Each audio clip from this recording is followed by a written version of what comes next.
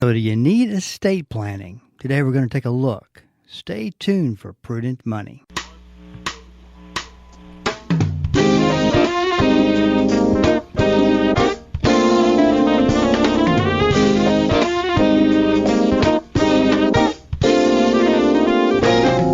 Good afternoon and welcome to the Prudent Money Radio Show. I'm your host, Bob Brooks. Thank you so much for joining me today. You know I do appreciate it. Well, if you have questions for me, please go to the website, prudentmoney.com. There is a link at the very top of the page that says Ask Prudent Money. Just send in your questions and I'd love to answer those questions for you. I do that and as part of what we do at Prudent Money, and it's very important to me to make sure that that is a good resource for you. So, if you ever send a question in, and you don't get an answer, give us a call or look in your spam filter or something. We'd definitely want to be able to help you in whatever you need or get you pointed in the right direction. So that's off the website, prudentmoney.com.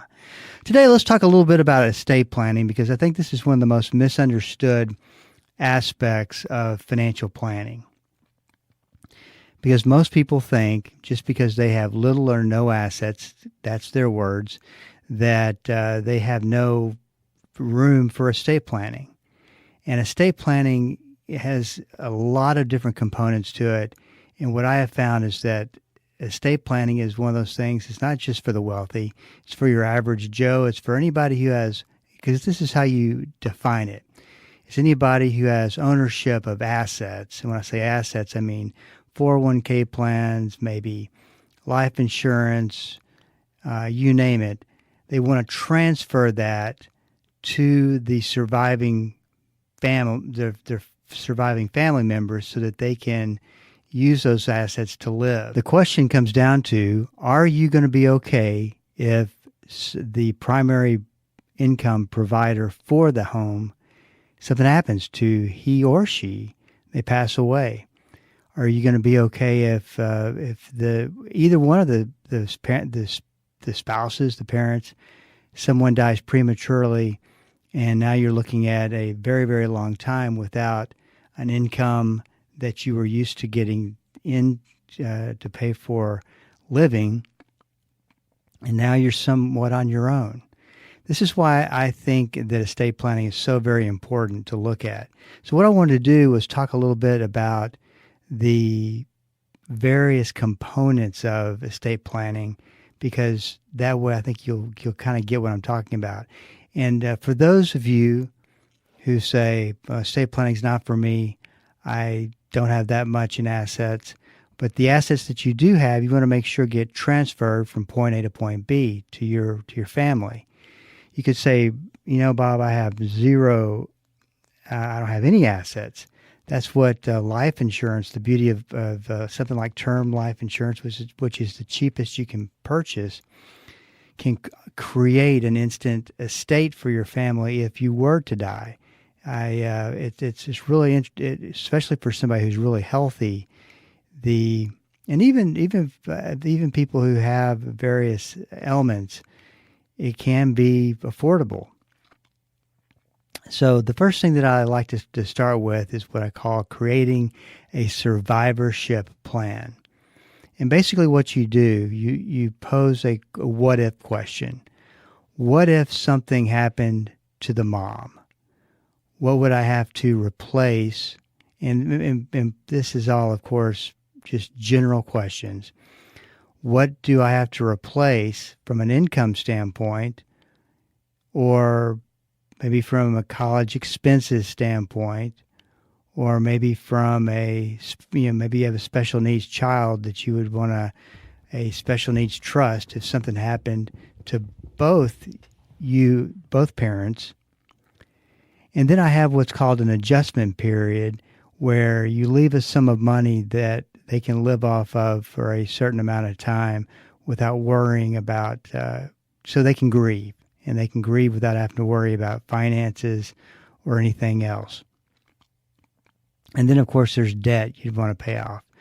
So, mortgage, cars, credit card accounts, that kind of thing. So let's start at the top of that list and talk about income replacement. Let's say that the husband is bringing in the income And what if something happened to him? Well, let's say that the amount of income that the husband's bringing in is like $100,000 a year. The first question you have to ask is, how long do I want to be able to replace that $100,000 and have it pay for our life, a survivorship plan. And so let's say that you wanted to cover for 20 years, and part of that plan, you're taking some money from that $100,000, and you're investing it over the 20 years to make sure that you have enough at retirement, and it kind of all works in together. So you figure X amount of dollars would create that income replacement. Then we'll go on to college expenses, and that is an expensive ticket as far as money that it takes to put. If any of you are doing it right now, you know, or have done it, you know what I mean. I'm in the middle of doing it, and it just amazes me how expensive it can be. But you want to put enough money back to pay for any college expenses. And then special needs situations. We already talked about this, but let's say that you have a child that your main concern is if something happens to the mom and the dad, and who's going to take care of your special needs kid. And usually they set up a trust for that, and they put, you know, some money goes into it, that type of thing. And we talked about the adjustment period, and then the debt. So you got to think that if a couple of $1 million worth of term insurance, which is not, I know it sounds like a lot, but it may not be as bad of an expense as you think, is in place to take care of all these things. The family's left debt free. You know, they can't replace the husband who passed away, but they certainly can replace the liability that was there because the husband passed away. And, you know, probably the majority of people that are listening to me right now have been through death in some form or fashion. And, you know, adding the situation of finances, lack of finances, bills, debt, on top of a spouse who's grieving is just unbearable, or can be unbearable.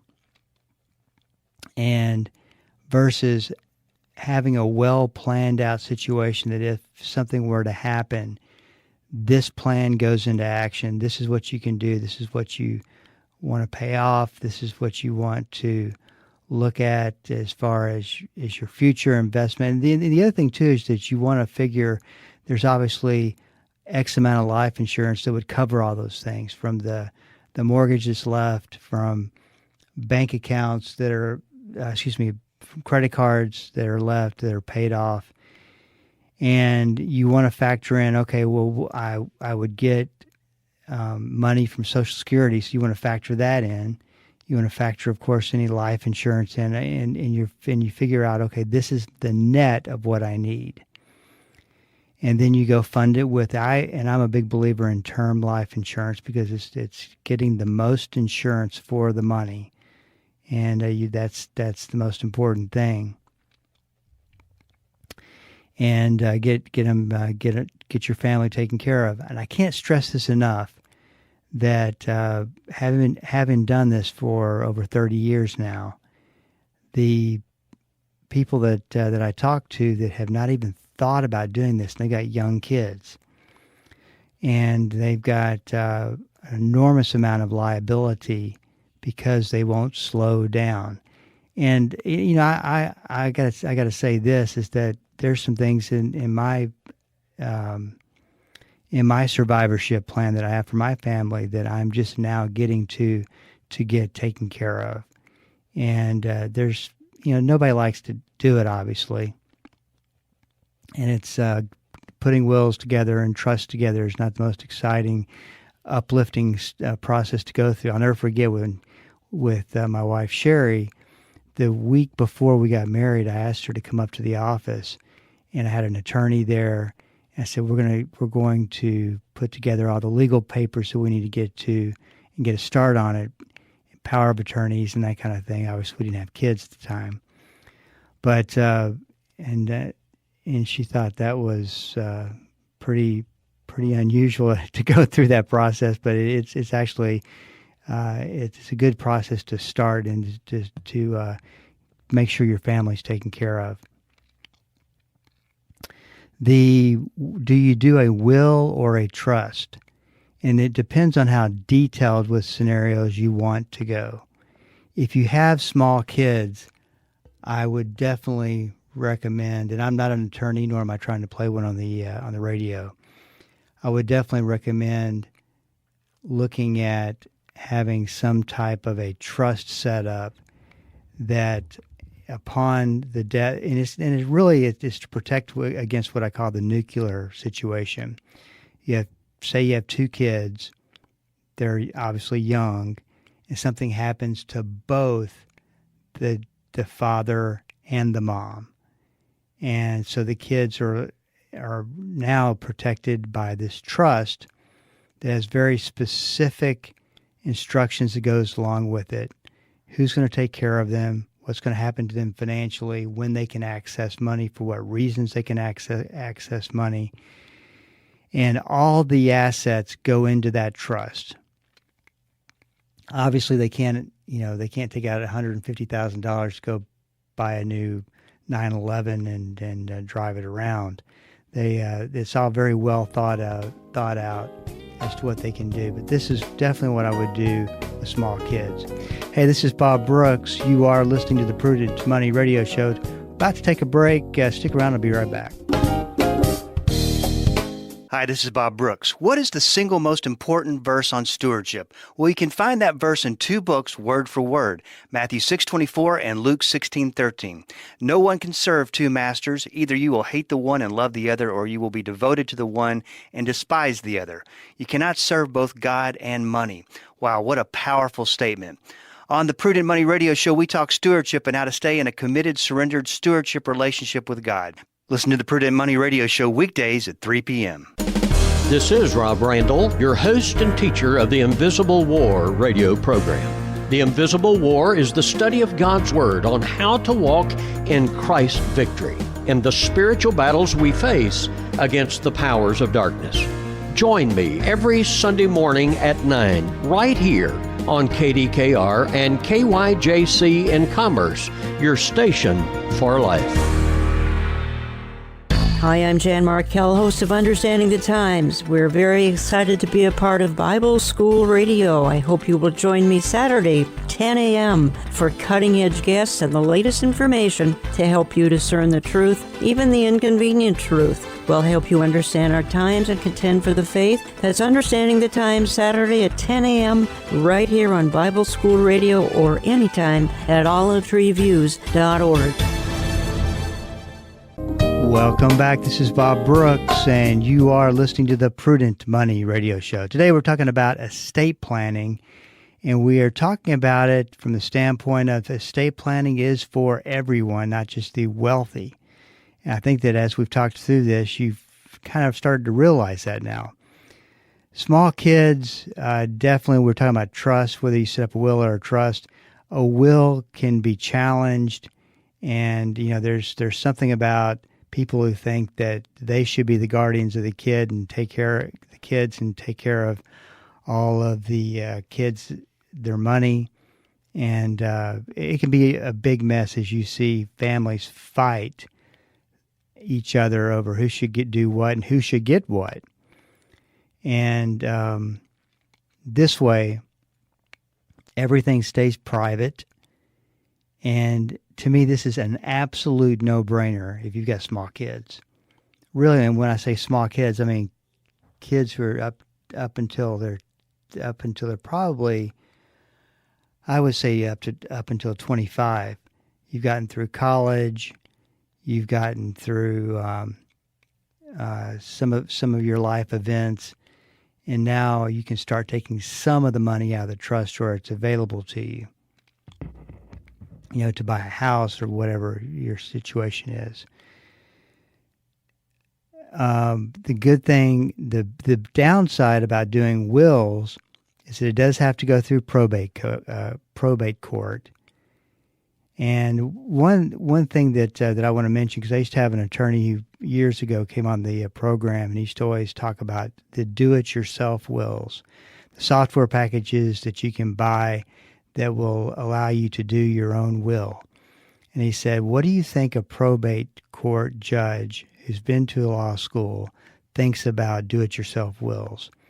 So I don't think I would want a probate judge who's probably not really fond of do-it-yourself wills going through the process. Now, that's the only thing that you can use, that you only have access to. Obviously, it's an option, but I wouldn't think within the legal system that they're real big on do-it-yourself wills. Blended families. This is one where I would definitely consider a trust, because you're going through the process of this to save your kids from their own worst selves. When you have a blended family, there's always the chance that one set of kids thinks they should get this asset, and the other set of kids think that they need to get this asset.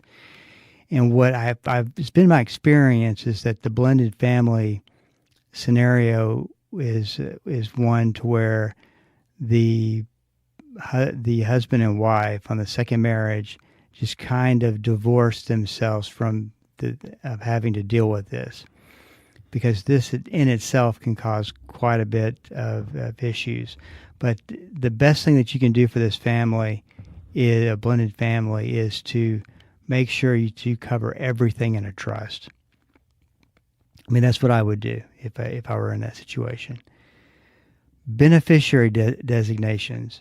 Number one, they're the obvious beneficiary designations, and what that does. The great thing about beneficiary designations is it transfers assets from one person to the next person based on who's selected as the primary beneficiary, and it's a legal way to transfer property. Most people don't think of it that way. In other words, most people don't think about having that designated on your bank account, on your savings account, anything like that. But it is a very effective way that's not considered as far as transfer of assets, and it virtually costs nothing to do. So check out your bank accounts. And the other thing too is that make sure that you have the correct information down as your beneficiaries, whether it's the primary beneficiary or the contingent, which is the second line of beneficiaries. This story always comes to mind when we talk about this. I had a client who's was on a second marriage, and her husband. This is like not too long after she'd gotten married. No, actually, I'm sorry, it wasn't a blended family. It was their first marriage. And he was a pilot.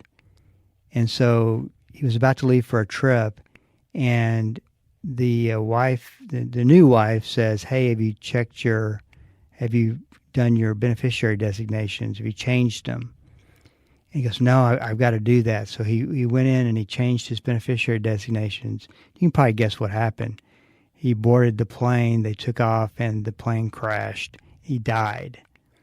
Now, had he not changed the beneficiaries and his ex-wife was on there, guess who would have gotten the money? The ex-wife would have gotten the money. The new wife wouldn't have gotten anything. And that's something that's important to know about beneficiary designations.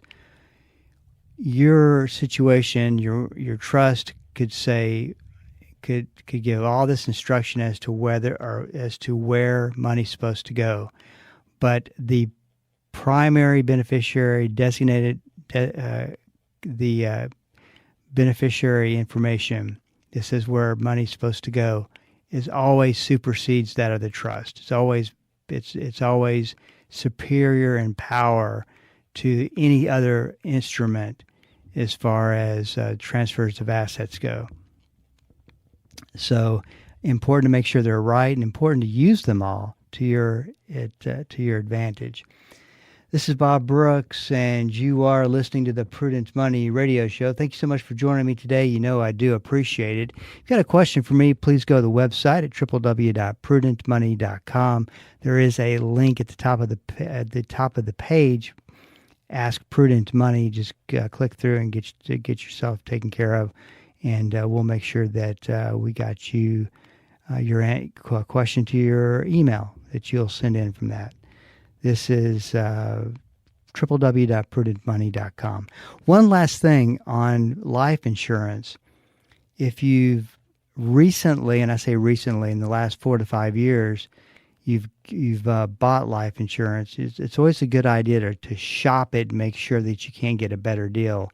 For various reasons, rates on life insurance change through the years, and it makes sense to make sure that you aren't paying too much for it, and also that you've got a time period that's adequate as far as covering your family in the case of premature death. I will say this from experience that I took out on my life insurance policies. I took out 30 years of term. And as I am in my mid to late 50s, not 60s, 50s, not that 60s is bad, but late 50s, I look at it and I go, wow, I wish I would have had 5 to 10 years more.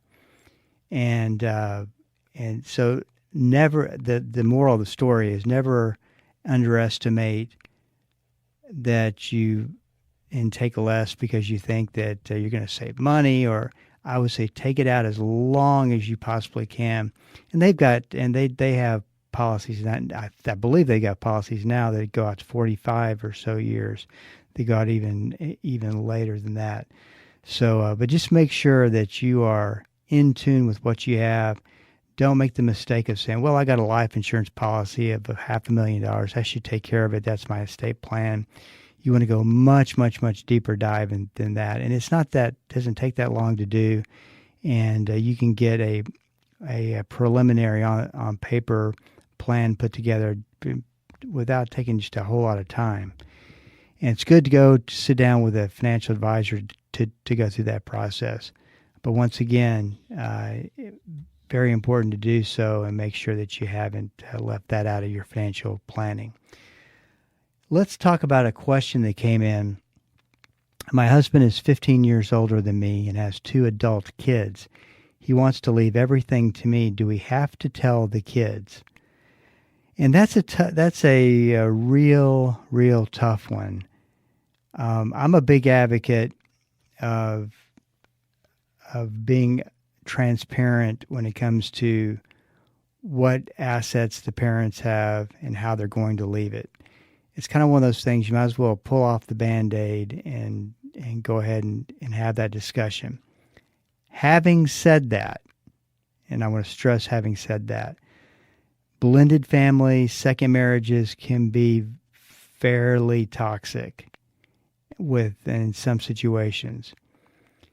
And I would also argue there's some situations. I was talking to somebody earlier today about a situation, and I said, if it were me, I don't think I would bring it up and spell everything out, let them be mad at me as from the standpoint of it was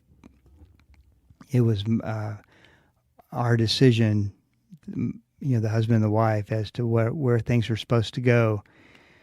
And that probably in any case where there's tension, anxiety, it would probably make sense just to you can go ahead and show them, but it probably if it's going to cause a real big problem, then it more than likely makes sense to just do it, give them a general overview of what's happening, and leave it at that.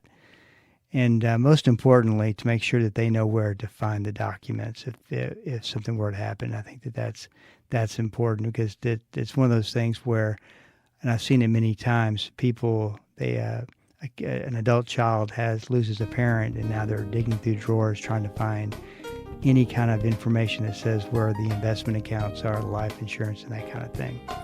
So the best thing you can do, the best present that you can give your family is estate planning. I've always said that, and definitely mean it. This is Bob Brooks, and you are listening to the Prudent Money Radio Show. If you got a question for me, please go to the website at prudentmoney.com and send it in, because we are all out of time. Till we do meet again next time, keep the faith and have a great rest of the day. That's all the time we have for today. Questions or comments for Bob, or to find out more great information like what you've just heard, visit www.prudentmoney.com. Be sure to join Bob Brooks again for the next edition of Prudent Money.